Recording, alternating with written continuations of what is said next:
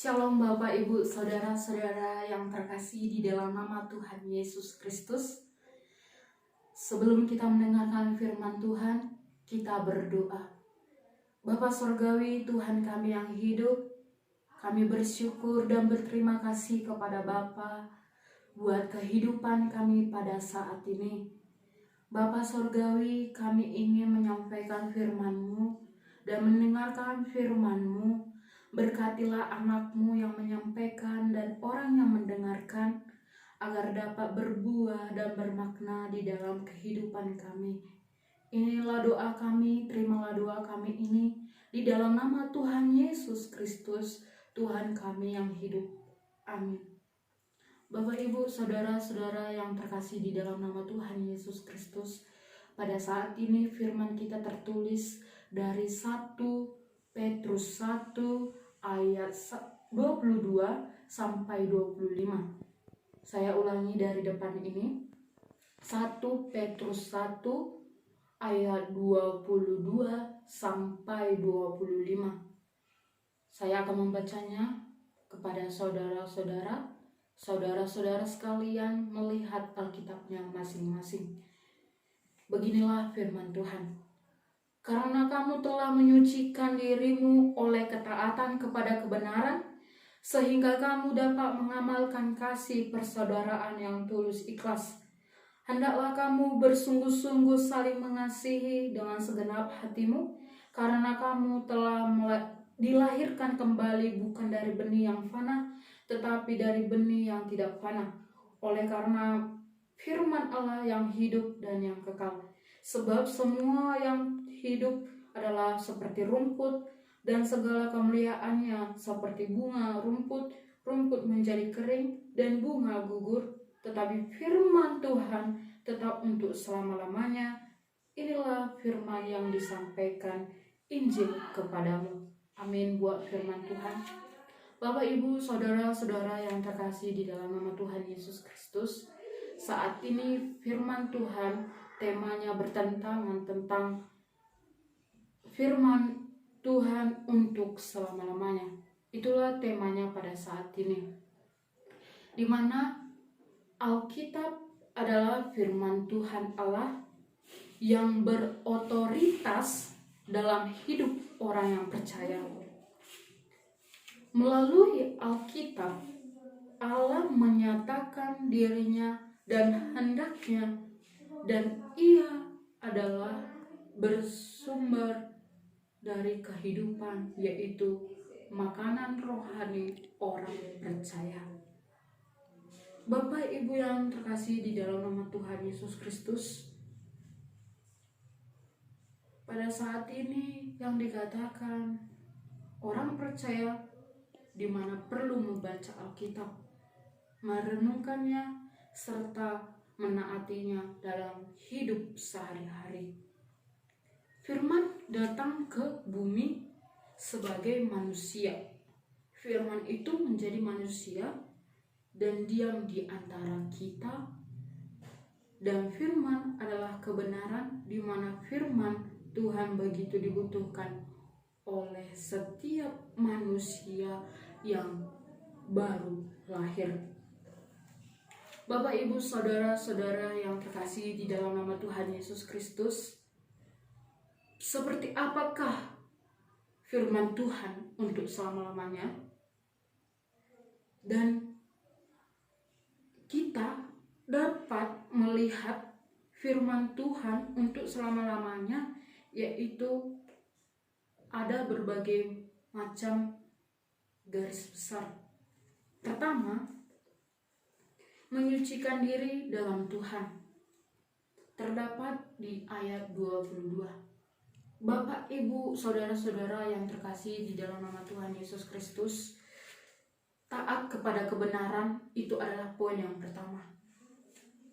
Ketaatan adalah suatu bentuk rasa syukur kepada Tuhan dan membawa kita semakin intim dengan Tuhan.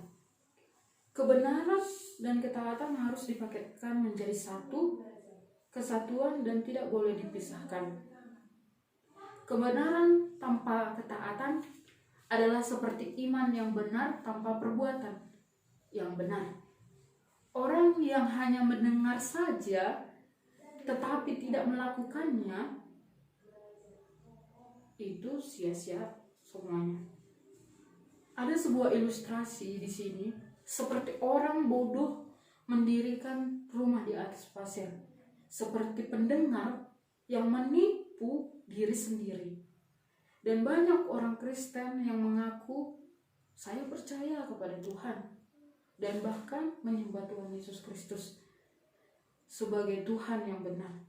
Tetapi banyak orang yang tidak menaati firman-Nya, yaitu firman Tuhan. Jadi ketaatan menunjukkan iman dan kasih, dan tanpa kebenaran maka ketaatan bisa menjadi kesalahan, bahkan kesesatan. Orang yang menaati firman Tuhan, yang memerintah untuk melayani ataupun melawan semua orang yang tidak seiman dengannya, jadi dari ketaatan itu kita bisa melihat iman dan kasih seseorang, apakah sikapnya sudah benar atau tidak. Poin yang kedua, saudara-saudara yang terkasih dalam nama Tuhan Yesus Kristus, yaitu mengamalkan kasih persaudaraan. Perlu kita ketahui, orang Kristen berbuat baik karena kasih persaudaraan, karena kamu telah menyucikan dirimu oleh ketaatan kebenaran, sehingga kamu dapat mengamalkan kasih persaudaraan yang tulus, ikhlas, dan kehendaknya kamu bersungguh-sungguh mengasihi dengan segenap hatimu. Kata Rasul Paulus menuliskan suratnya kepada orang-orang percaya yang hidup dalam peraturan. Untuk itu mereka harus hidup taat dan tidak mengikuti hawa nafsu duniawi. Jadi Bapak Ibu saudara-saudara yang terkasih di dalam nama Tuhan Yesus, dengan mengamalkan kasih persaudaraan yang tulus ikhlas, maka itu akan memungkinkan kita untuk menggenapkan tujuan Tuhan dalam hidup kita sebagai orang-orang percaya. Nah, garis besar yang kedua mengatakan saling mengasihi dengan sungguh-sungguh. Ada beberapa poin juga saat ini yang ingin saya sampaikan kepada saudara-saudara. Yang pertama itu tidak memandang bulu. Orang yang tidak memandang bulu, orang yang mampu menolong sesama dan tidak memilih-milih siapa orang yang mau kita temani dan kita tolong. Seorang yang berteman memilih seorang teman yang sempurna dan kaya, dan ketika itu temannya itu tidak kaya dan tidak sempurna lagi, ataupun dikatakan miskin, jelek, jorok, dia tidak mau berkawan dengan dia dan setara dengan dia, karena dia tidak sempurna bagi dia. Dengan tidak memandang bulu, kasih karunia Tuhan pun selalu ada buat kita. Jadi berbuat baiklah dan jangan pernah memandang siapa orang yang perlu ditemani. Yang poin kedua, bertanggung jawab yang penuh. Pada dasarnya setiap orang memiliki satu tujuan dan satu tanggung jawab yang sama, yaitu meraih kesuksesan. Ada seorang ayah dalam melihat anaknya untuk menjadi yang baik. Banyak orang yang tidak kuat, tidak cukup, dan memutuskan untuk mengambil jalan pintas, yaitu menyerah. Dan bukan sesuatu yang gampang dan membuat kita merasa nyaman. Kita pun harus keras dan dapat menaati.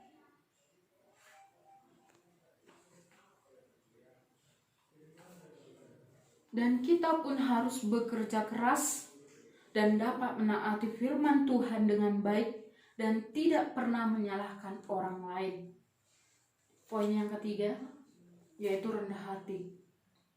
Orang yang mau merendahkan hati akan membuat kita terbuka pada sudut pandang seseorang yang berpengetahuan, namun tetap terbuka pada saran dan masukan.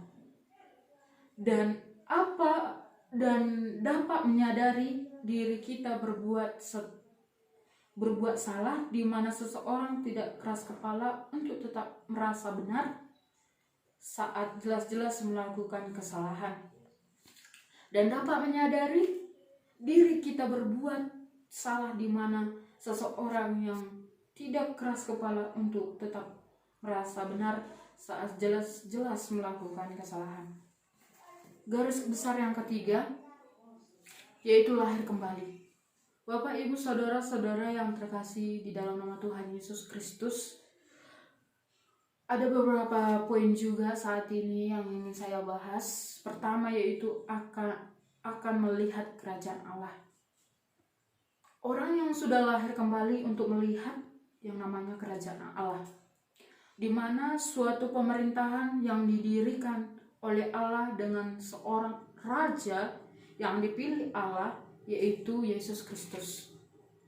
Kerajaan itu akan menyingkirkan setan dan roh jahat, dan kuasa korban tebusan Yesus mulai bekerja sehingga manusia yang setia tidak jatuh sakit dan mati lagi, tetapi hidup selama-lamanya di bawah pemerintahan kerajaan Allah.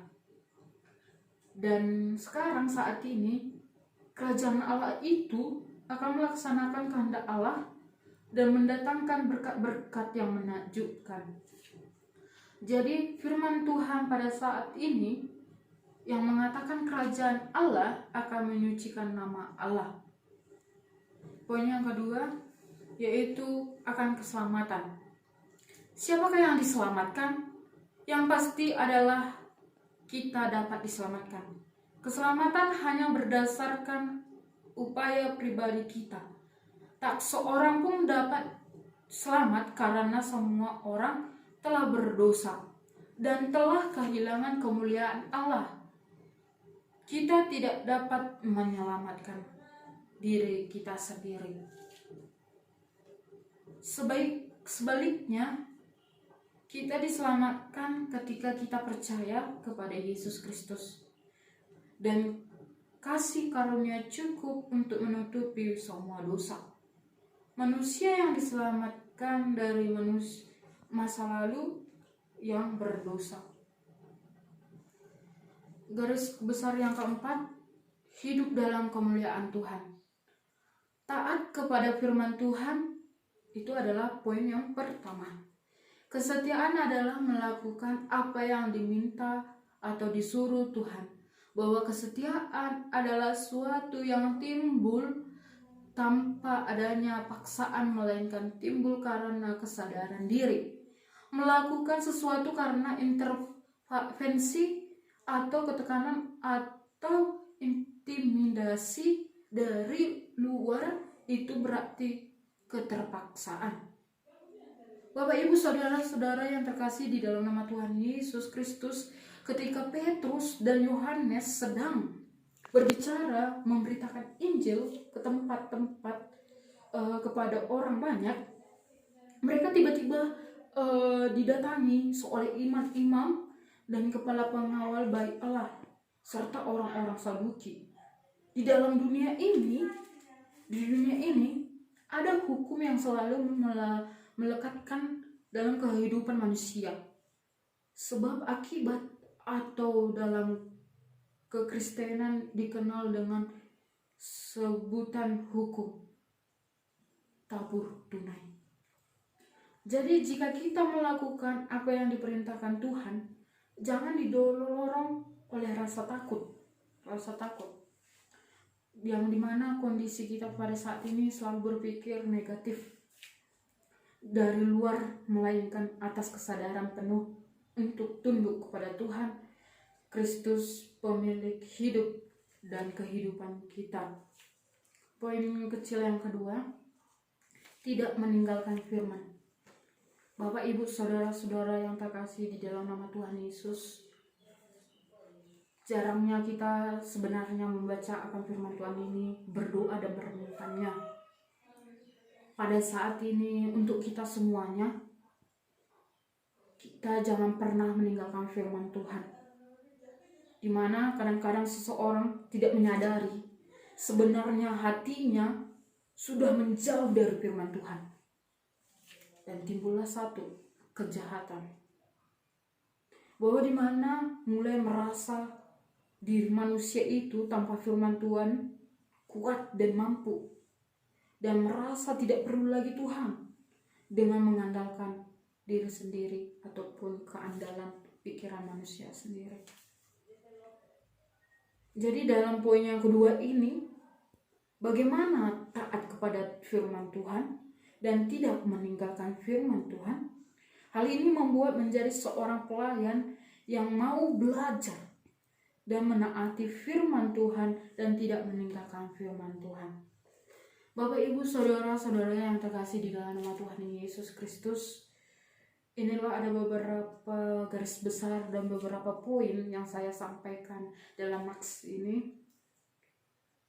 Jadi yang menjadi kesimpulan bagi kita pada saat ini, dengan itu kita maulah menjadi seorang pengikut firman Tuhan untuk selama-lamanya dan setia untuk melakukan dan memiliki kesadaran penuh untuk tunduk kepada Yesus Kristus.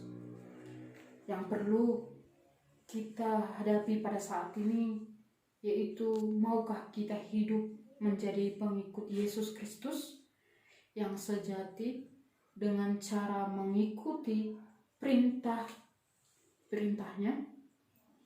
Jadi saudara-saudara yang terkasih di dalam nama Tuhan Yesus Kristus, Bapak, Ibu, beserta para sintua yang ada di sini, marilah kita merenungkan firman Tuhan ini dan menggenapinya di dalam hidup kita. Amin. Buat firman Tuhan, mari kita berdoa. Bapa Surgawi, Tuhan kami yang hidup, kami datang kembali kepada Tuhan, mengucapkan syukur kepada Engkau buat kehidupan kami, di mana kami dapat menyampaikan firman-Mu ini. Tuhan Yesus, kami mengakui dalam setiap kehidupan kami memang ya Tuhan kurang taat akan firman-Mu dan kurang di dalam hidup kami untuk melakukannya. Kiranya Bapa Sorgawi menuntun langkah kami agar Tuhan memberikan hikmat bagi kami untuk dapat melakukan firman-Mu dengan baik. Bapa Sorgawi, Tuhan kami yang hidup dalam penyampaian firman-Mu ini, kami hanya berserah kepada Tuhan agar Tuhan dapat bekerja bagi orang-orang yang percaya, orang-orang yang mendengarkan firman Tuhan ini, agar setiap firman Tuhan yang saya hamba katakan dapat ya Tuhan Yesus mereka lakukan dan dapat berbuah bagi kehidupan mereka, dan benar-benarlah kebenaran ini ya Tuhan betul-betul ada untuk mereka. Bapa Sorgawi, Tuhan kami yang hidup, kami serahkanlah kehidupan kami pada saat ini serta doa kami, ucapan syukur kami kepadamu. Hanya di dalam nama Tuhan Yesus Kristus saja kami berdoa dan mengucap syukur berterima kasih. Amin.